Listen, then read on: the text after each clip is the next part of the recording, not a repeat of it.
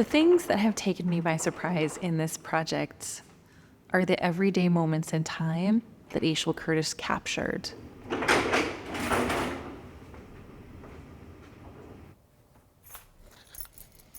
It's photos of families. It's photos of people rowing on a lake. It's people.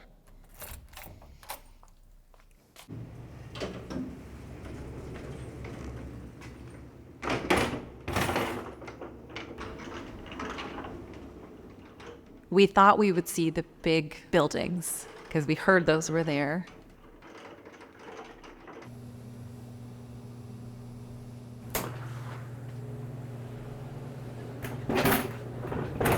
But those little moments of connections, when you are witnessing a child's birthday party in a park where all of them are wearing puff sleeves and bows in their hair, and you can still visit that park today, but look at that moment in time with that family.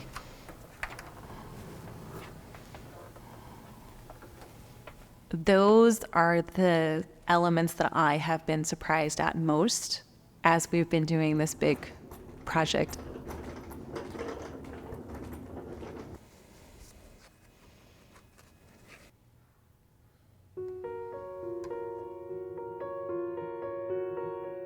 Old photos have mysterious qualities. When we look at these images taken more than a century ago, we're seeing actual moments in real people's lives, and we're capturing memories that would otherwise be long forgotten and buried. To reclaim images like these is to create a memory bank of generations over time, collectively telling the story of these people and this place.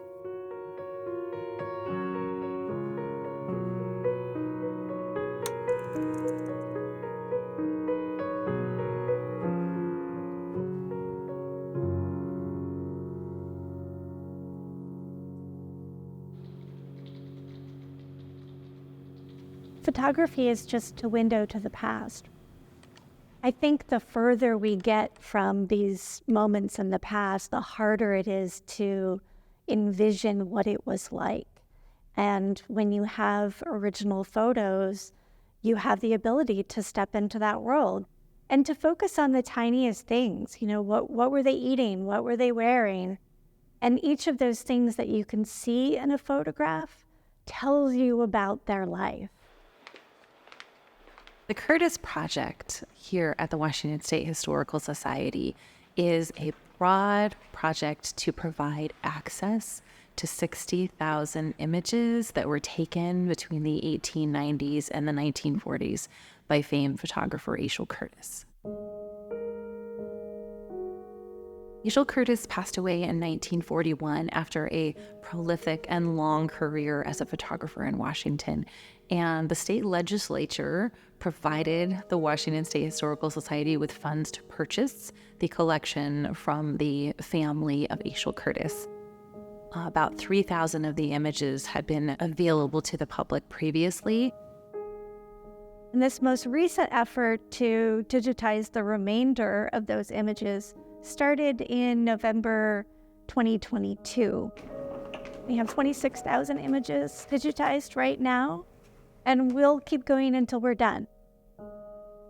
If we're going to really capture the beauty of these images, we need to digitize them now before there's any further degradation of the original negatives.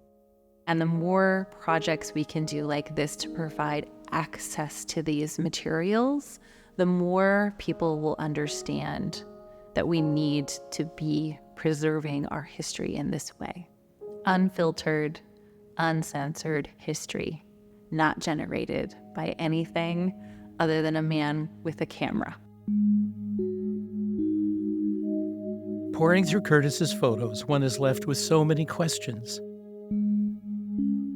about the countless people he met, what they were doing at the snap of his shutter, and the many places he visited and documented, the stories left untold.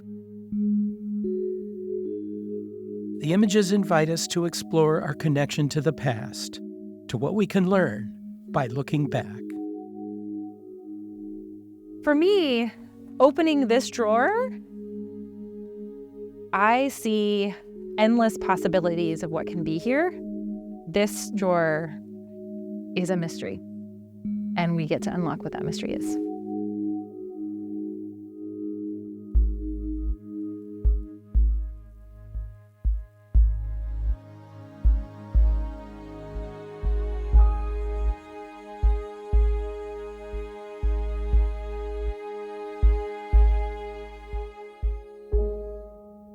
Asahel photographed a variety of natural landscapes in the Pacific Northwest. This image of a cattle herd at Grand Coulee exemplifies the drastic changes of some of these areas over the last 100 years. We wanted to see how hard it would be to capture an image like Curtis's with similar equipment. So we asked photographer Daniel Carrillo, who uses old photo techniques, to help us recreate one of these fascinating images under similar conditions. This is where all the bellows and stuff are. I brought a few lenses. This is the rail for it. Daniel's camera has many different parts that have to be assembled on location. This is no point and shoot. And the whole system is supported by this one rail. I can get the camera up in probably about 5 minutes. So it's fairly easy to set up. This one's on the front. This is the 8x10 back.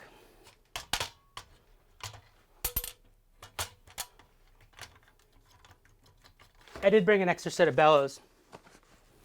The camera itself is just an empty box, basically. But the bellows are what makes it light tight, from the front to back. So this is a 300 millimeter lens.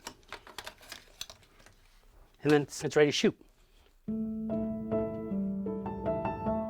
Before plastic-based film was invented, photographers had to spread light-sensitive emulsion onto glass plates. The format gave Curtis high-resolution images, but required precise timing and had a high potential for any number of environmental errors, like dust on the negative or an overexposed image. So I brought these dry plates. This is how they go into the holder. They're shoved in. Dry plate negatives introduced in the 1870s use a gelatin emulsion that can be prepared and stored before exposure, as well as delayed development that can take place in the more controlled environment of a darkroom or studio. I've always liked the larger format. It's really kind of a slower process, which I appreciate. When you're composing a picture with a view camera, there's a lot of time to think about what you're doing, and there's a lot of opportunity to adjust and sort of figure out exactly how you want the picture to look. It's more satisfying.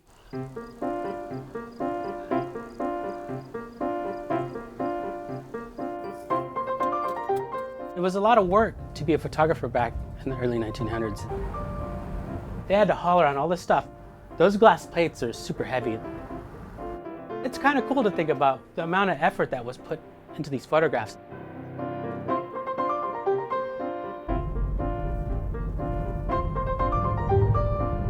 Here's the rock.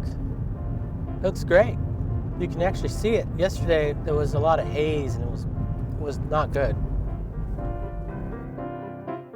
The Steamboat Rock area was transformed from dry prairie land to a lush place surrounded by water. That transformation didn't happen overnight.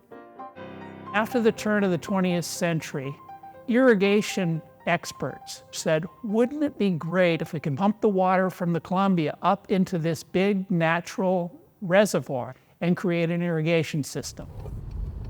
During the Great Depression, Franklin Roosevelt started one of the largest construction projects in the West in a place where there were virtually no people in the early 1930s. So then in 1951, when the pumps are finished and they start pumping water, they fill up the coulee. Steamboat Rock is a big basalt butte, 1,200 feet high, several miles long, that's at the northern end of the coulee. The environmental impact of Grand Coulee was amazingly huge, and some of it was really catastrophic and destructive and inhuman, almost genocidal. Lake Roosevelt, which was the name for the bloated up river behind the dam, flooded all of the traditional Native American fishing places And it also wiped out the salmon. On the other hand, the consequences of the dam for the Pacific Northwest were equally amazing. There's almost a direct line from the construction of Grand Coulee to the growth of Boeing, to the Gates fortune, to Microsoft, to Amazon, and to the trillion-dollar wealth around the Pacific Northwest. They're very much interrelated. There's something about having that image projected onto that ground glass that is very fascinating. Because it's upside down, you don't really think about it as whatever it is you're shooting. You sort of just look at shapes. Okay. So that's how Curtis viewed the world, through the ground glass and upside down. At first, Asahel worked for his brother, photographer Edward Curtis, who had become famous for his portraits of North American indigenous peoples. In the late 1890s, Asahel spent 2 years in the harsh Canadian Yukon, dramatically documenting the Klondike Gold Rush.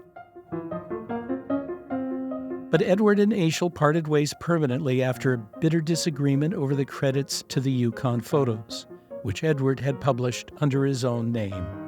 Their bodies of work stand in marked contrast. Edward's stylized romantic photographs were of people he called a vanishing race. Asahel focused on a becoming people, the future. He did the unglamorous work of documenting daily life. His images opened a window into the ephemera of life in the early 20th century. I'm going to do a hot take here and say Asahel Curtis was the lesser known, perhaps more talented Curtis brother. The way that he approached landscapes in Washington, this sort of natural beauty, is really incredible. I think you rarely find a photographer who touches on all of these different things, different industries, different people. In 1911, Asahel started a studio in Seattle which was active for 30 years. He was a commercial photographer documenting the agricultural, timber, mining, and fishing industries of his time. Local businesses, organizations, and individuals hired him to take portraits and promotional photos. In some cases, we have really great documentation about who they were, and in other instances, he didn't get as descriptive in his note-taking. So we have sailors, we have photographs of church choirs, photographs of schools. They are a glimpse into what a typical day was like for a person in that time period. A lot of other historic work is focused more on the big, broader picture, the more important things, the men. And Asahel Curtis saw it all, and he thought it was important enough to capture it all.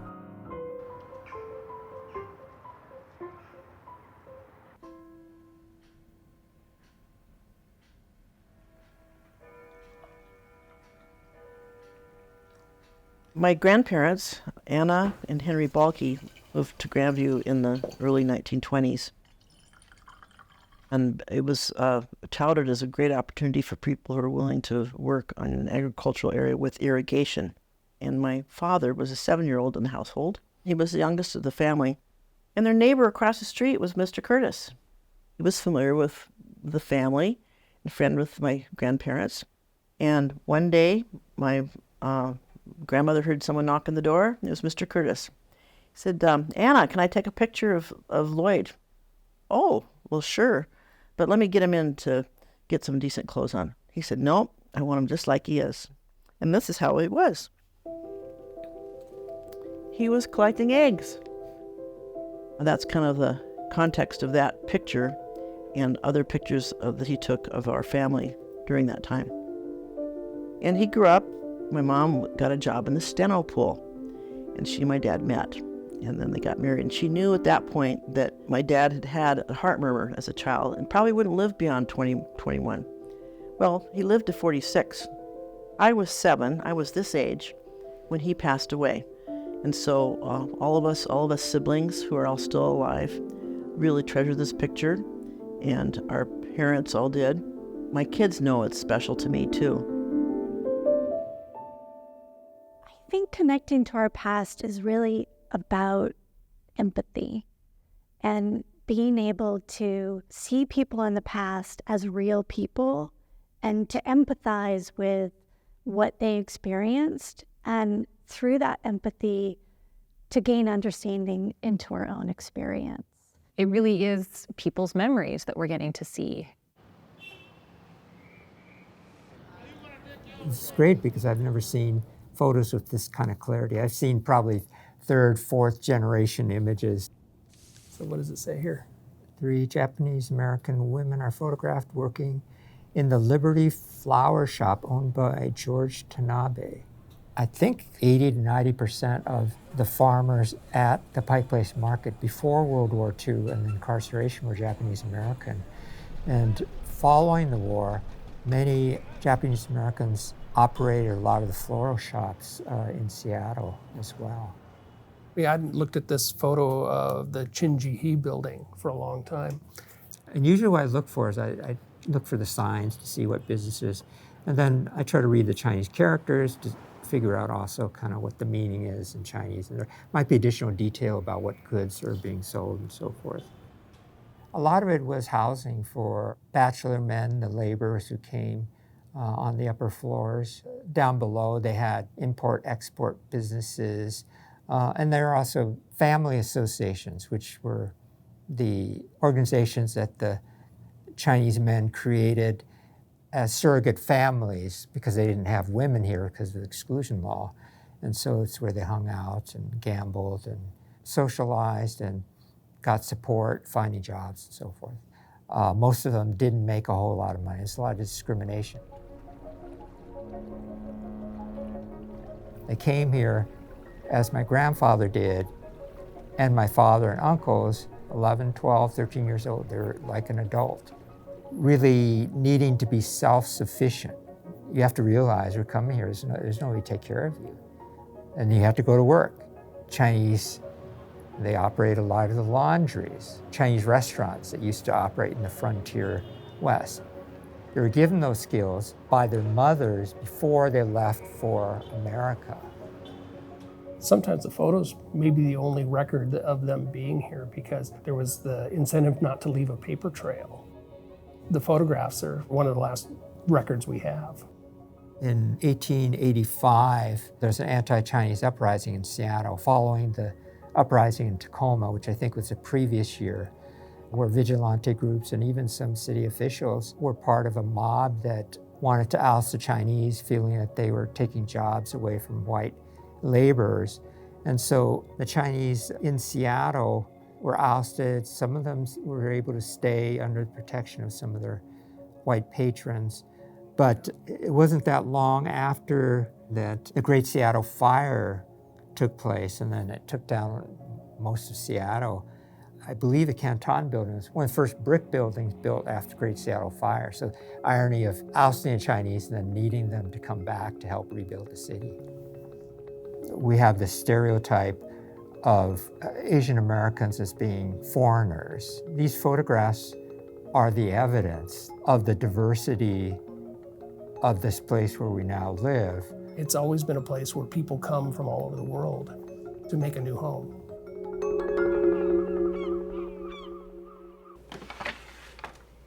Each of Curtis's glass plates and nitrate negatives holds knowledge and stories of our past. The work of the archivists is delicate, to keep these materials safe while using technology to provide access. Nitrate images are held in a temperature and humidity controlled chamber because they are flammable. So if we don't keep them at this sweet spot, they're prone to spontaneously combust. All of the plates are in an archival sleeve, and they each have their number and if we know the date that it was taken and the subject matter. And we have these cabinets made specifically for them because they're so heavy. They take a very heavy-duty cabinet. Asel Curtis also kept handwritten note cards of everything that he took to go with every image that we have. Depending on the size of the negative, scanning can take 5 to 10 minutes per image, so it is a very time-consuming process. we can get through 100 scans per day per person who is scanning. But we don't do anything other than rotate and crop them because we are in the business of preserving history, not changing it. Our history hasn't always been diverse, but the people have always been diverse. The stories are there if we look for them. And so the photos are just one more piece of evidence to support that. When I look at these pictures, I look at these people, and then I wonder who these people are. There's so much detail that's captured in the moment. A lot of times for historians, it's not even the topic of the photograph. There's the detail in the background. There's what people are doing and wearing. They just draw me in. We have a pretty long and deep history, and anytime we can recover some traces of that diversity, whether it's a small business sign that's in Chinese characters or some person from another country that you didn't realize actually was part of the settlement, then we reclaim what our true history is, and then we allow an opportunity to push back against folks who say, well, they don't belong here. When we don't digitize things, they're invisible. It's like the box in your Aunt Linda's attic, right? If you don't know what's in it, it might as well not exist. And so it's about bringing the box down, laying it all out, making it available so that everyone knows what's there. We go through different stages in life where we either care or don't care about our relatives who lived before us or even who are still living. I think that especially as we get older, your memories of relatives who've passed, that's the main way to connect with them. At one point, I wanted to make copies of this picture for my siblings, and the staff was just so helpful. And we got to see all those pictures that we'd never seen before. It was just astonishing to me that just in that 1 month, he had taken pictures in Seattle, some pictures at the University of Washington Husky Stadium being built for the first time. He took pictures in Pasco and Kennewick area of a bridge being built across the river. I'm looking forward to when they are completely digitized, to really just going through them and seeing where he went. That's a good boy. Aww. Now we're gonna develop the first set of exposures in the darkroom. See what we got.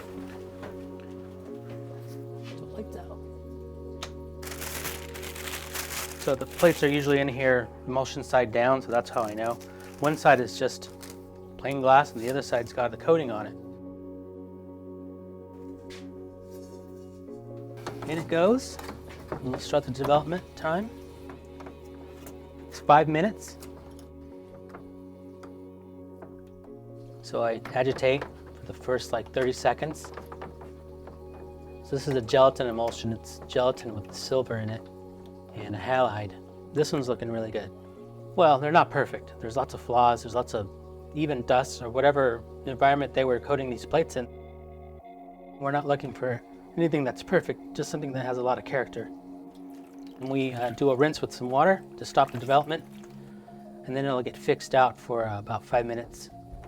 And then it gets washed for 20 minutes, 30 minutes to make sure we get any residual chemicals and silver out. What's cool is you can see the wind sort of coming over the water. It's pretty cool. It's a nice one. I'd say this is probably the best plate. This is my fun time. Very sort of rewarding too, when everything lines up and works, but that's few and far between. There's a lot of mistakes. All right, this goes in here to wash. But you have to be happy with the mistakes too and accept them as part of the process. I feel like I know Asel Curtis, although I never met him, and I realized how much he contributed to the goodness of things in our state by recording and by getting involved in projects that benefited the people and the state itself.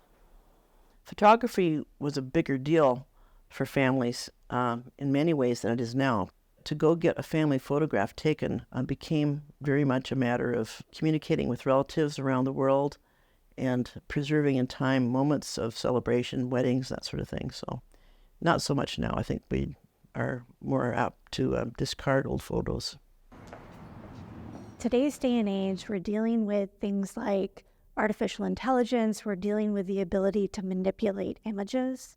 No matter what, we will have this glass negative, this nitrate negative that shows the truth. And that truth is a primary resource, and it will always be there. Every preservation TIFF we make from every nitrate negative or glass plate is a moment in history that can't be replicated with technology.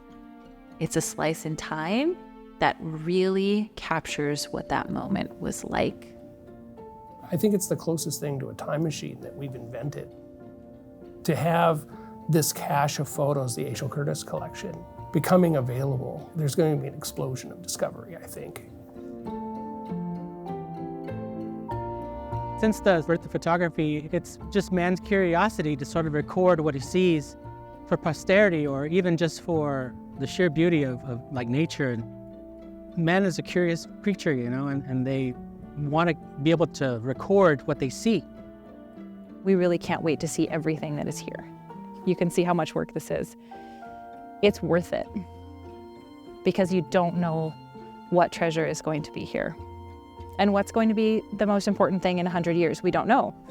That's why I'm here. That's why museums exist. And that's why this project is so important to us.